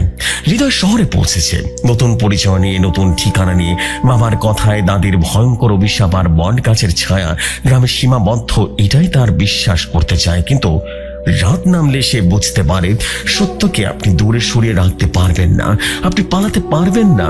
শহরের আলোগুলো উজ্জ্বল হয়ে হৃদয়কে দেখছে, প্রতিটি অন্ধকার কোণে, প্রতিটি দূরবর্তী দেয়ালের মধ্যে কিছুটা লুকিয়ে আছে। সে প্রথম রাতে ঘুমাতে বসে, চোখ বন্ধ করে, ঠিক তখনই শুনতে পায় ফিস ফিস শব্দ। হঠাৎ শূন্যায় একেবারে পরিচিত এক কণ্ঠ, হৃদয়। এবার সে বুঝতে পারে ছায়া শুধু গ্রামে নয়, এখন তার সঙ্গে এসেছে। হৃদয় দরজার দিকে দৌড় দেয় এবং জানালার দিকে ঝাঁপ দেয়, কিন্তু অদ্ভুতভাবে প্রতিটি পদক্ষেপে সে তার পায়ের শব্দ বাতাসে হারিয়ে যায়, আর পেছন থেকে আবার সে ফিস ফিস শব্দ আসে। নিঃশ্বাস থেমে যায়। সে ঘরের আলো জ্বালায়, চেষ্টা করে বাস্তবতাকে খুঁজে পেতে। দূরে রাস্তার আলো, লকার আলো, মানুষ, সবকিছুই স্বাভাবিক মনে হচ্ছে, কিন্তু ভেতরে কিছু ভেঙে গেছে। তার মনে হচ্ছে বট গাছ আর শহরের এসেছে, আর শহরের মাটি তার সঙ্গে খাপ খাইয়ে নিয়েছে। রাতের অন্ধকার এত ঘনীভূত হলো যে বাতাসের খোঁচাও শব্দ হচ্ছে, কিন্তু চোখ খুলে দেখলে সবকিছু স্বাভাবিক। বট গাছের ছায়া ধীরে ধীরে ঘরের মধ্যেও প্রবেশ করেছে। সে এখন বুঝতে পেরেছে সেটা।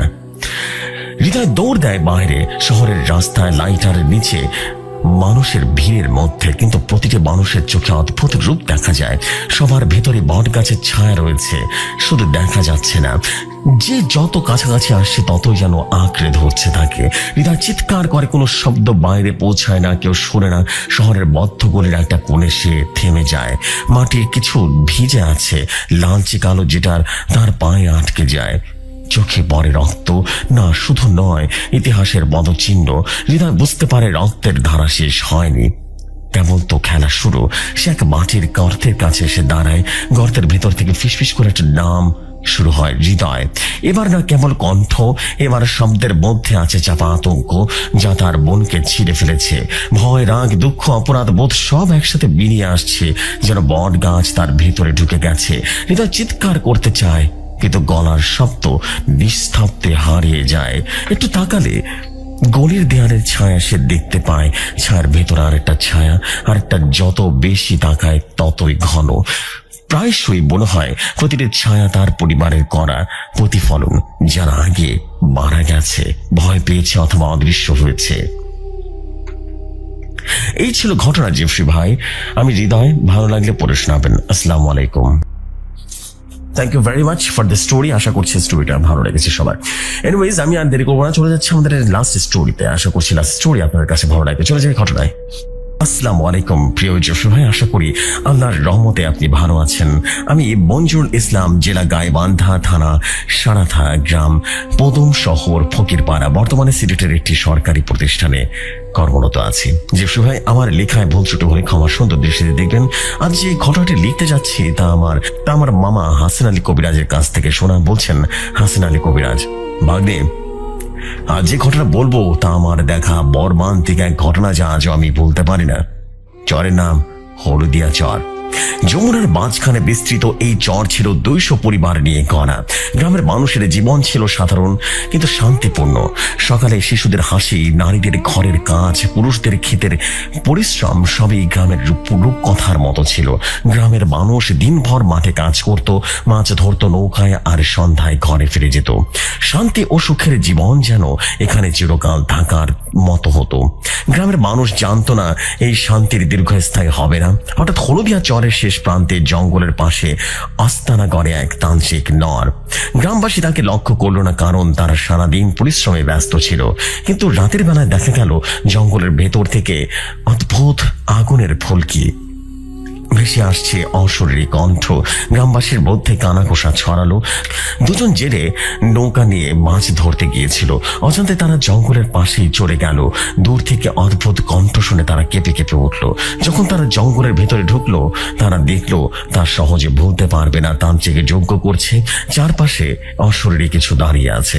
তান্ত্রিক চিৎকার করে বলল, আমার যজ্ঞ সার্থক, তুমি প্রথম ধাপ পূর্ণ করেছো, আজ তোদের বলি দেব। জেলে দুজনকে এসে ধরে নিয়ে বলি দেয়। পরের দিন সকালেও তারা বাড়ি ফেরে না। এরপর গ্রামের যুবতীরা হঠাৎ করে গায়েব হতে শুরু করে। কেউ রাতের বেলা অন্ধকারে ঘরের বাইরে গেলে আর ফিরে আসে না। গ্রামের মানুষ আতঙ্কে দিন কাটাতে থাকে, কেউ জানে না কি হবে। এই ভয়ের মধ্যে গ্রামবাসী খুঁজে পায় হাসিন আলী কবিরাজকে।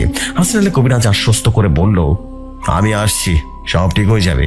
দুদিন পর রাতে হাসিন আলী তার পুরনো সাথী জিন ঝঙ্কারকে ডেকে আনলো। ঝঙ্কার জানায়, নরা তান্ত্রিক শয়তানের সাথে চুক্তি করেছে। সে মানুষের প্রাণ দিয়ে শক্তি সংগ্রহ করছে। যদি থামানো না যায়, পুরো গ্রাম ধ্বংস হয়ে যাবে। রাতের অন্ধকার তারা চরে পৌঁছালো। জঙ্গলের বাতাস ভারী, অদ্ভুত শব্দ আসছে। ঝঙ্কার হঠাৎ বলল, হাসিন আলী, এই জিনের উপস্থিতি তান্ত্রিকের শক্তি বহুগুণ বাড়িয়েছে, সাবধান। হঠাৎ জিন হাজির হয়। সে অদ্ভুত রূপে, অর্ধেক মানুষ অর্ধেক অশরীরী। চোখ লাল, দেহ কর্ষিত ছায়ার মতো, চারপাশে আগুনের গন্ধ। গ্রামের মানুষের ভয়ঙ্কর চিৎকার দূর থেকে শোনা যায়। তান্ত্রিক বলল, এই জিনি আমার শক্তি বাড়াবে, তুমি কেউ আমার পথ বাঁধতে পারবে না। হাসিন আলী কোরআনের আয়াত পড়তে শুরু করলেন। ঝঙ্কার পাশে দাঁড়িয়ে বলল, নরার শক্তি ভাঙতে হবে, তার সাথে জিনও বিনষ্ট করতে হবে। তান্ত্রিক চিৎকার করে আক্রমণ করলো। অশরীর ছায়া, আগুন, বাতাস সব একসঙ্গে হামলা হলো। হাসিন আলী সান্ত্বনা দিয়ে বলল, আল্লাহর নাম ছাড়া কেউ শক্তিশালী নয়। ঝঙ্কার বজ্রের মতো শক্তি ব্যবহার করলো। জিন চিৎকার করে বেরিয়ে গেল। তান্ত্রিক কাঁপতে লাগলো। হাসিন আলী মূর্তির মতো দাঁড়িয়ে রইল আর বলল, তোর যজ্ঞ শেষ। পরের দিন সকালে গ্রামের মানুষ মৃত অবস্থায় তান্ত্রিককে পায়। নরার শক্তি রীতিমতো চূড়ান্তভাবে শেষ হলো। কিন্তু কিছুদিন পর রহস্য শুরু হলো। মূর্তির ভেতরে ঢুকানো ছিল অদৃশ্যমান কিছু জিনের শক্তি। যে কেউ যদি লোভে তা ব্যবহার করে, বিপদ কিন্তু আবারও আসবে। এদিকে গ্রামের যুবক রাজু সেই মূর্তির কথা শুনে সাহস করে। রাজুর বয়স 25 বছর, সাহসী কিন্তু লোভী। ছোটবেলা থেকেই সে নরার যজ্ঞের গল্প শুনেছে। ভয়ে মুগ্ধ মনে ভেসে ওঠে, যদি শক্তি আমার হাতে আসে, আমি গ্রামের প্রভু হয়ে উঠব। রাজু রাতের অন্ধকারে মূর্তির কাছে যায়। মূর্তির কাছে হাত রাখতেই চারপাশে অদ্ভুত অশরীরী বাতাস কেঁপে কেঁপে উঠল। অদ্ভুত কণ্ঠ শুনতে পেল। মূর্তির ভেতর থেকে বের হওয়া জিন প্রথমে তাকে ভয় দেখালো। জিনের চোখ লাল, দেহ অর্ধেক মানুষের মতো, চারপাশ অন্ধকার, আগুনের গন্ধ। রাজু হৃৎপিণ্ডটা রীতিমতো কাঁপছে, কিন্তু লোক তাকে স্থির রাখলো। রাজু শক্তি নিয়ন্ত্রণ করতে শুরু করেন, তান্ত্রিকের ক্ষমতা তার মতো শক্তি অর্জন করতে চায়। হাসিন আলী এবং ঝঙ্কার বুঝতে পারলো রাজু নড়ার শক্তি নতুন উত্তরসূরি খুঁজে পেয়েছে। রাজু যখন পূর্ণ শক্তি গ্রহণের চেষ্টা করে তখন চারপাশে আগুনের ফুলকি এবং অশরীর কণ্ঠ, বাতাস কেঁপে কেঁপে ওঠে। অদৃশ্য ছায়া মানুষের আকৃতিতে ঘুরে বেড়ায় এবং গ্রামের লোকজন দূর থেকে চিৎকার করে শুনে। হাসিন আলী এবং ঝঙ্কার উপস্থিত হয়। চূড়ান্ত লড়াই শুরু হয়। অশরীর ছায়া, আগুন, বাতাস সব মিলিয়ে যেন ভয়ঙ্কর দৃশ্য। হঠাৎ হাসিন আলী মূর্তির উপরে দাঁড়িয়ে বলল, আল্লাহর নামে তোর শক্তি শেষ। ঝঙ্কার বজ্রের মতো শক্তি দিয়ে রাজুর শক্তি ভেঙে দেয়। মূর্তির আলো নিভে যায়, নড়ার অবশিষ্ট শক্তিও শেষ হয়ে যায়। সকালে গ্রাম শান্ত, মেয়েরা আর হারায় না, আর রাজু নিরাপদে ফিরে আসে। শক্তি নেই। হাসান আলী গ্রামবাসীকে বলেন, সত্যিকারের শক্তি লোভে আসে না, যদি আমরা তা নিয়ন্ত্রণ না করি বিপদ কিন্তু আবারও ফিরে আসবে। এই ছিল ঘটনা। ভালো লাগলে পড়ে শোনাবেন। তোমাদের স্টোরি পাঠানোর জন্য আমরা চলে যাচ্ছি পরবর্তী স্টোরিতে। আশা করি বাইজিদ বোস্তামের স্টোরি আপনাদের কাছে ভালো লাগবে। চলে যাই সর্বশেষ ঘটনায়। আসসালামু আলাইকুম রহমতুল্লাহি বারাকাতুহু। প্রিয় জেফরি খান ভাই এবং প্রিয় শ্রোতা বন্ধুরা, আশা করি আল্লাহর রহমতে আপনারা সবাই অনেক ভালো আছেন, সুস্থ আছেন। আমি মোহাম্মদ বাইজিদ বোস্তামি বলছি সিরাজগঞ্জ সদর থেকে। আমি বিশ্ববিদ্যালয়ের একজন ছাত্র। আমি ভৌতিকথার একজন অনেক বড় ভক্ত। প্রিয় জেফরি খান ভাই, আমি আজকে আবারও কিছু ঘটনার একটা প্যাকেজ নিয়ে হাজির হয়েছি। আজকের এপিসোডে মনে হয় একটু বেশি বড় হবে, তবে এতটুকু বলতে পারি ঘটনাগুলো অনেক ভালো লাগবে আপনাদের। যাই হোক, আজকে আমি যার কাছ থেকে ঘটনা শুনেছি তার নাম উল্লেখ করে দিচ্ছি, ইয়াসিন। অনেক কথাই বলে ফেললাম, আর কথা না বলে সরাসরি ঘটনায় চলে যাচ্ছে। শুরু করছি ঘটনা। রাত 9টা কিংবা 10টা হবে। আমি, ইয়াসিন আর নয়ন আমাদের এলাকার টঙের দোকানের পাশে ফাঁকা জায়গায় বসে আড্ডা দিচ্ছিলাম। আড্ডার শেষে আমি দেখলাম ইয়াসিন ইউটিউব থেকে ভূতের ঘটনাগুলো ডাউনলোড করছে। বিষয়টি দেখে আমি বললাম, আরে তুই ওদিকে ভূতের ঘটনা শুনেছ? হ্যাঁ। তখন ইয়াসিন বলল, হ্যাঁ। তখন আমি বললাম, আমার নিজের লেখা অনেক ঘটনা কিন্তু ইউটিউবে আছে। এই কথা শুনে ইয়াসিন আমাকে বলল, তাহলে তোর লেখা ঘটনাগুলো বের করে দে। তারপর আমি ভৌতিকতা চ্যানেল এবং সেখানে লেখা ঘটনাগুলো শোনালাম, সাথে ভৌতিকতা চ্যানেলটি সাবস্ক্রাইব করে দিতে বললাম। এরপর আমি ইয়াসিনকে বললাম, তোর কাছে কি কোনো ভয়ঙ্কর সত্যি ঘটনা আছে? তখন ইয়াসিন বলল, হ্যাঁ আছে তো, আমার সাথে ঘটে যাওয়া ঘটনা আছে। তারপর ইয়াসিন আমার সাথে তার জীবনের ঘটে যাওয়া 3টি ঘটনা শেয়ার করলো। আশা করছি ঘটনাটি ভালো লাগবে। বলছেন ইয়াসিন, সালটা সঠিক মনে নেই, তবে আমার বয়স তখন 7 কিংবা 8 বছর। আমার বাবা আমাকে মাদ্রাসায় ভর্তি করিয়ে দেয়। আমি সানন্দে রীতিমতো মাদ্রাসায় লেখাপড়া করছিলাম। চলে গেল বেশ কিছুদিন। হঠাৎ আমার পাড়ার উপর থেকে বোন উঠে গেল। আমার মাদ্রাসায় পড়তেই ভালো লাগতো না। তাই আমি একদিন বাড়িতে এসে বললাম, আমি মাদ্রাসায় যাব না। বাড়ি থেকে কারণ জিজ্ঞেস করলো। আমি বললাম, আমার পড়তে ভালো লাগে না, আমি মাদ্রাসায় পড়বো না। এই কথা শুনে আমার বাবা আমাকে অনেক বকাঝকা করলেন এবং মারধর করে মাদ্রাসায় রেখে আসে। বলাই বাহুল্য, আমাকে যে মাদ্রাসায় ভর্তি করা হয়েছিল সেটা আমাদের এলাকারই মাদ্রাসা। আমাদের বাড়ি থেকে খুব বেশি দূরে নয়, মাত্র 10 মিনিটের পথ। তো আমি মাদ্রাসায় পড়বো না, কারণ আমি মাদ্রাসা থেকে অনেকবার পালিয়েছি, কিন্তু আমার বাবা আমাকে খুঁজে বের করে অনেক জোর করে দিয়ে আসতো। এইভাবে আমি আর পারছিলাম না। তাই আমি ঠিক করি এবার মাদ্রাসা থেকে পালিয়ে এমন জায়গায় যাব যাতে করে আমার পরিবারের কেউ যেন আমাকে খুঁজে না পায়। তো আমি শেষবারের মতো মাদ্রাসা থেকে পালাই। বলা বাহুল্য, আমাদের এলাকার 2টো বিল ছিল। একটা হলো ছোট বিল, আরেকটা হলো বড় বিল। এলাকার সবাই বিল দুটোকে ছোট বিল বলেই ডাকতো। আমাদের এলাকা থেকে আমরা যেদিকে যাই না কেন, ছোট বিলটা পড়বেই 3 থেকে 4 মিনিট হেঁটে গেলে বড় বিল পড়ে। আর ওই ছোট বিলের পাশেই ফসলি জমিতে পানি সেচ দেওয়া মেশিন ঘর। অনেক জায়গায় টিপ বলে, অনেক জায়গায় স্যালো মেশিনও বলে, আবার অনেক জায়গায় সেচ মেশিনও বলে। সকলে বোঝার সুবিধার্থে আমি আমার জানা সব কথাই বললাম। এই নামগুলো বাইরে যদি কোনো নাম থাকে তাহলে জানাবেন। যাই হোক, এখানে আমি সেচ মেশিন নামে সম্বোধন করব। আর সেই সেচ মেশিনের ঘর ছিল পুরোটাই ওয়াল করা। তো যাই হোক, আমি মাদ্রাসা থেকে পালিয়ে সে সেচ মেশিনের ঘরে চলে যাই। এবং আসলে আমি মাদ্রাসা থেকে পালিয়েছিলাম দুপুরের দিকে, তাই কোনো ভয় ছিল না। আর তখন গরমকাল ছিল, কিন্তু সেদিন রোদের তাপমাত্রা কিছুটা কম ছিল, কারণ আকাশ মেঘে ঢেকে গেছিল। তো আমি সেচ মেশিন ঘরের কাছে গিয়ে দেখতে পাই সে মেশিন ঘরের ছাদের ওঠার ব্যবস্থা সেখানেই করা আছে। তাই আমি কোনো চিন্তা না করে মেশিন ঘরের ছাদে উঠে পড়ি। সেই ছাদে ভালোই বাতাস লাগছিল শরীরে। সেই সেচ মেশিনের ঘরে থাকতে সন্ধ্যা হয়ে যায়। ধীরে ধীরে সন্ধ্যা পেরিয়ে ঈশার নামাজের আজান দিয়ে দেয় এবং সেচ মেশিনের ঘরের সামনে দিয়ে অনেকগুলো ফসলি জমির পর দিয়ে পার্শ্ববর্তী গ্রাম আছে। আমি সামনের দিকে ঘুরে বসেছিলাম। যাই হোক, ডান দিকে কিছুটা হেঁটে গেলে বড় বিল, পেছন দিকে ছোট বিল এবং তারপর শুধু ফসলি জমি, আর বাম দিকে হলো আমাদের এলাকায় যাওয়ার রাস্তা। সেচ মেশিন ঘর থেকে কিছুটা দূরে আমাদের এলাকায় যাওয়ার রাস্তা, পাশ দিয়ে কিছু ঘর বাড়িও আছে, কিন্তু আমার আশেপাশে কিছুই নেই। ঝিঝি পোকার ডাকাডাকি করছে। তো ঈশার আজানের বেশ কিছু সময় পরে হঠাৎ ঝিঝি পোকার ডাক বন্ধ হয়ে গেল। পরিবেশটা কেমন যেন ভারী হয়ে উঠলো। হঠাৎ করে আমার ভয় লাগা শুরু করলো। ঠিক তখনই আমার মুখে একটা দমকা বাতাস এসে লাগলো। আমার চোখ দুটো বন্ধ হয়ে গেল। পরক্ষণে আমি চোখ খুলে সামনের দিকে তাকিয়ে যা দেখতে পাই তা দেখবার জন্য আমি কোনোভাবেই প্রস্তুত ছিলাম না। আমি দেখতে পেলাম আমার সামনের দিক থেকে একটা ভয়ঙ্কর অবয়ব হেঁটে আসছে। তার দু হাতে ছিল দুটো আগুনের গোলা। সে আগুনের আলোয় সে অবয়বটার চারপাশে স্পষ্ট দেখা যাচ্ছে। আমি দেখতে পেলাম তার কোনো মাথা নেই, মাথার জায়গা একদম ফাঁকা, আর পরনে সাদা আলখাল্লা। সে আমার দিকে হাঁটার ভঙ্গিতে আসছে, কিন্তু তার পা মাটিতে স্পর্শ করছে না। এইটা দেখে আমার হাত পা জমে গেল। আমি ছোট ছিলাম, কিন্তু তখন আমার মাথায় এটা ছিল, এখানে আমাকে বানাতে হবে, না হলে আমার মৃত্যু সুনিশ্চিত। তখন আমি কোন রকম সেচ মেশিন ঘরের ছাদ থেকে নেমে বাড়ির দিকে দৌড় দিলাম, কিন্তু আমার মনে হচ্ছিল আমার পিছনে ভয়ঙ্কর কোনো ঝড় আসছে। তখন আমি খুব জোরে জোরে চিৎকার দিই এবং চিৎকার দিয়ে যেই না পিছনে তাকিয়েছি, তখনই কোনো কিছুর সাথে হোঁচট খেয়ে বুক থুবড়ে মাটিতে পড়ে যায়। এদিকে গ্রাম অঞ্চলের মানুষ হওয়ার কারণে সবাই প্রায় ঘুমিয়ে পড়েছিল, কিন্তু আমার চিৎকার শুনে আশেপাশের বাড়ির মানুষজন বেরিয়ে আসে। এসে দেখেন মাটিতে পড়ে আছি।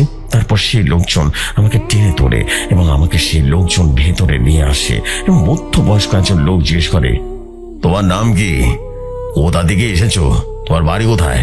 আর তুমি এখানেই বা কিভাবে মাটিতে পড়ে আছো? তখন আমি তাদের সাথে আমার প্রথম থেকে শেষ পর্যন্ত সমস্ত ঘটনা খুলে বলি। আমার কথা শুনে সেই লোকটি আমাকে বলল, এই রে, তোমার সাহস দেখে আমরা অবাক হচ্ছি। এই জায়গা তো ভুতুরে, আর এই জন্য আমরা সন্ধ্যার পর বিশেষ দরকার ছাড়া বাইরে বের হই না। আর তুমি এতটুকু ছেড়ে এইখানে রাতের বেলা একা একা বসে আছো? তারপর সেখানে থাকা কিছু লোক বলল, চলো তোমাকে বাড়িতে দিয়ে আসি। তারপর তারা আমাকে নিয়ে বাড়ির দিকে রওনা হয়। ওইদিকে আমি দুপুরে আর সন্ধ্যায় বাড়িতে না খাওয়ার কারণে বাবা মাদ্রাসায় আমার খোঁজ করতে যায়। গিয়ে হুজুরের কাছ থেকে শুনে দুপুর থেকে নাকি মাদ্রাসায় নেই। এটা শুনে তো আমার বাবা আমাকে পাগলের মতো খোঁজাখুঁজি করে। আত্মীয় স্বজনের বাড়িতে চলে যায় এবং সেখানে জানিয়ে দেয়। সবাই আমাকে পাগলের মতো খুঁজতে থাকে, কিন্তু কোথাও খুঁজে পায় না। এদিকে আমার বাড়ির সবাই অনেক খোঁজাখুঁজি করার কারণে পেয়ে যায় মাত্র বাড়িতে এসেছে। আবার এখনই বের হয়ে সবাই মাইকিং করার জন্য। তখনই সে লোকগুলো সহ আমি বাড়িতে ঢুকি। আমার সাথে থাকা লোকজনের মধ্য থেকে একজন আমার বাবাকে বোঝালো আমার না পড়ার বিষয়টা। আমার সাথে এটাও বললো যে একটু আগে আমার সাথে কি ভয়ঙ্কর ঘটনা ঘটেছে। সবকিছু শোনার পর আমার পরিবার আমাকে আর কিছুই বলেনি। এরপর সে লোকজন চলে যায়। আমার পরিবারের সবকিছু বুঝতে পারে। তারপর আমার বাবা মা আমাকে গোসল করিয়ে খাওয়া দাওয়া করায় আর গ্রামের রীতিনীতি অনুযায়ী ঝাড়ফুঁক করে দেয়। তার আর আমার তেমন কোনো সমস্যা নেই। আর আমি বিলের দিকে যাইনি। আমি পড়ালেখা বাদ দিয়ে দিই। তারপর শুরু হয় আমার কর্মজীবন। চলে যায় অনেকগুলো বছর। ধীরে ধীরে আমি বড় হয়ে যাই। এই কয়েক বছরে আমার সাথে কোনো রকমের কোনো প্যারানর্মাল ঘটনাই ঘটেনি। যাই হোক, ছোটবেলার বন্ধু হলো এই নয়ন। প্রিয় জেফরি খান ভাই এবং শ্রোতা বন্ধুরা, ইয়াসিনের ঘটনা সহ আমি নয়ন আমার সাথে বসেছিল। এটা হলো নয়নের জবানবন্দি। নয়ন আমাকে বলছিল অনেকটা এইভাবে। তো নয়ন একবার বাসায় চাকরি করতে যায়। অনেক দিন চাকরি করে, চাকরি ছেড়ে একেবারে বাড়িতে আসছিল নয়ন। তো নয়ন আমাদের বাজারে এসে আমাকে কল করে, তুই মেইন রোডে আয়, আমি বাজারে আসছি। আসলে আমাদের বাড়ি থেকে এলাকার রাস্তা মেইন রোডে যেতে মাত্র 10 মিনিট লাগবে। তো আমি বের হই, আর তখন রাত 12টার মতো বাজে। গ্রাম অঞ্চলে রাতে 12টা মানে কিন্তু অনেক রাত, এটা সবাই জানে।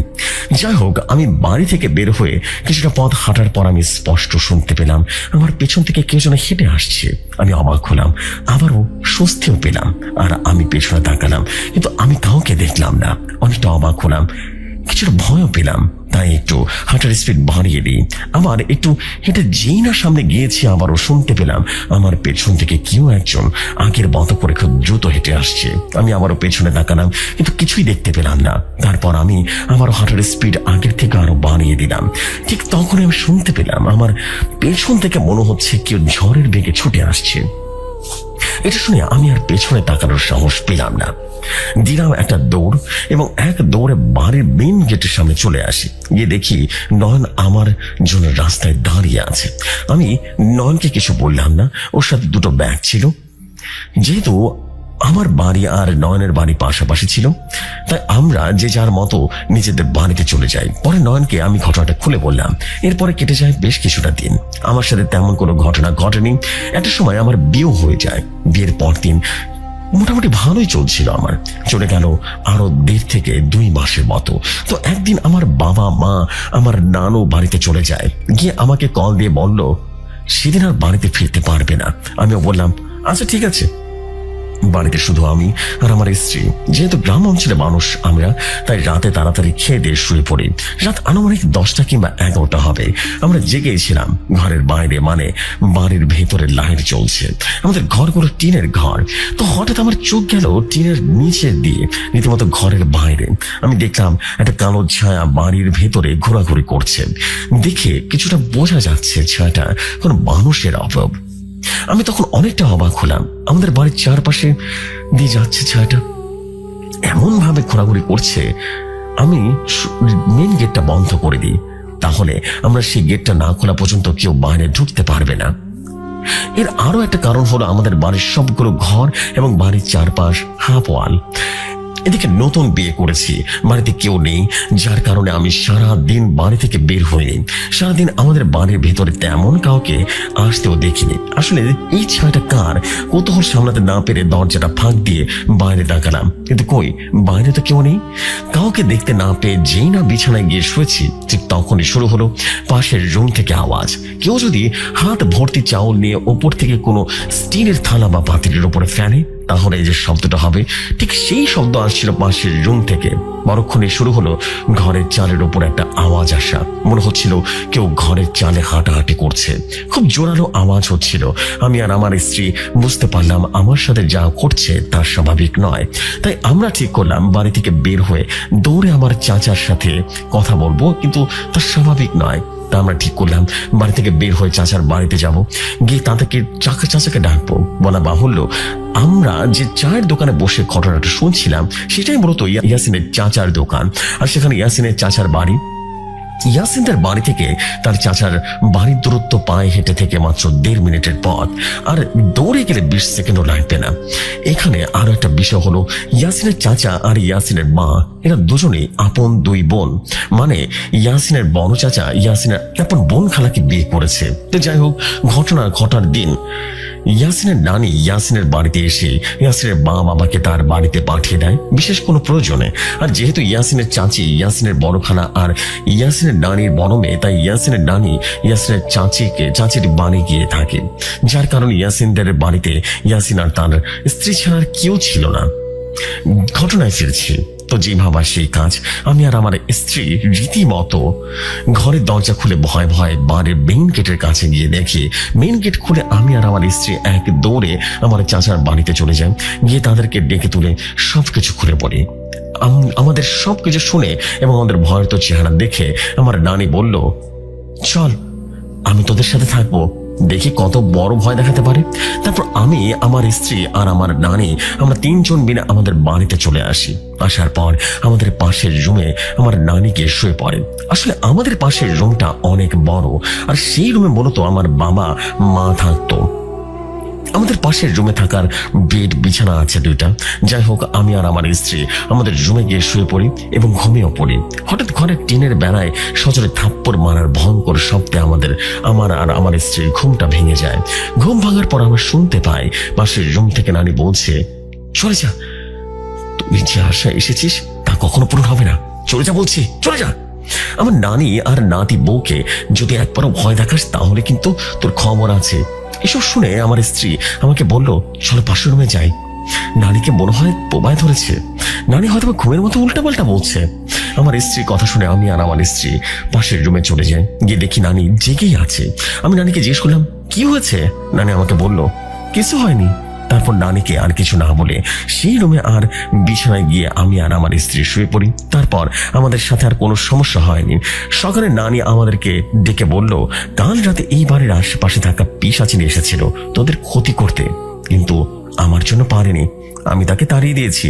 তারপর নানি তার নিজের বাড়িতে চলে যায় আর আমার মা বাবাও আমাদের বাড়িতে চলে আসেন। তারপর আমি আর আমার মাকে সমস্ত ঘটনা খুলে পড়ি। মাকে সবকিছু বলার পর মা আমাকে একটা ভয়ঙ্কর তথ্য দেয়। মা বলে, আমার এক রাতে প্রচন্ড পরিমাণে পানি পিপাসায় ঘুমটা ভেঙে যায়। তো আমি রীতিমতো ঘুম থেকে উঠে পানি আনার জন্য যাই। বাইরে গিয়ে দেখি কলপারে ভয়ঙ্কর চেহারার নারী অবয়ব দাঁড়িয়ে আছে। আমার মা আমাকে এতটুকু বলেছিল, সে অবয়বটি দেখতে কেমন যেন ছিল, বিবরণ দেওয়া যায়নি আমাকে। আর সে অবয়বটি দেখার পর আমার মা আসলে কি করেছিল এই বিষয়ে আমাকে কিছুই বলেনি। সে মনে করেছিল হয়তোবা আমি ভয় পাবো, এই কারণে। প্রিয় জেফরি খান ভাই এবং শ্রোতা বন্ধুরা, এই ছিল আমার সংগ্রহ করা দুটি স্টোরি। ঘটনাগুলো অবশ্যই কমেন্ট করে জানাবেন কেমন হয়েছে। লেখার মধ্যে অনিচ্ছাকৃত ভুল ত্রুটি থাকলে অবশ্যই জানাবেন। আল্লাহ তৌফিক দিলে সামনে ভয়াবহ গ্রাম বাংলার সত্যি ভৌতিক ঘটনা নিয়ে হাজির হব। আমার জন্য দোয়া করবেন, আপনাদের জন্য দোয়া রইল। আপনারা ভালো থাকুন, সুস্থ থাকুন, মোস্ট ইম্পর্টেন্টলি ভৌতিক কথার সাথে থাকুন। প্রিয় জেফরি খান ভাই, আমার কাছে ইতিমধ্যে আরো কিছু ঘটনা এসছে, যার মধ্যে প্রথমটার নাম হচ্ছে শ্মশানের আদমখোর আর দ্বিতীয়টির নাম জলপিশাচ।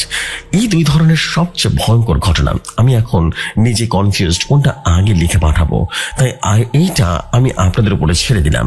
আপনারা যেটা আগে লিখে পাঠাবেন সেটাই লিখে পাঠাবো। জেফরি খান ভাই শুধু শ্রোতাদের বন্ধুরাই নয়, এই বিষয়টা আমি আপনার উপরে ছেড়ে দিলাম। আজকের মতো আসছি। আসসালামু আলাইকুম। আমি বাইজিদ বোস্তামি বলছিলাম।